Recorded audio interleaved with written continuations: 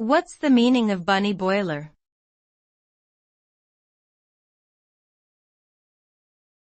Bunny boiler.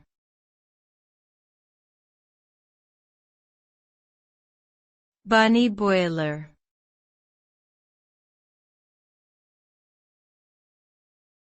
Bunny boiler.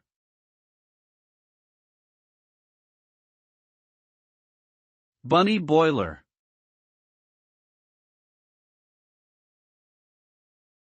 The term bunny boiler is a slang phrase that refers to a person, typically a woman, who becomes obsessive and vengeful towards a former lover. It originates from a scene in the 1987 film Fatal Attraction in which a character boils her ex-lover's pet rabbit in a fit of psychotic rage. The result of such behavior can be devastating, with the individual in question resorting to stalking, threats, and even violence towards the object of their obsession. It is a serious matter that can have severe emotional and physical consequences for everyone involved.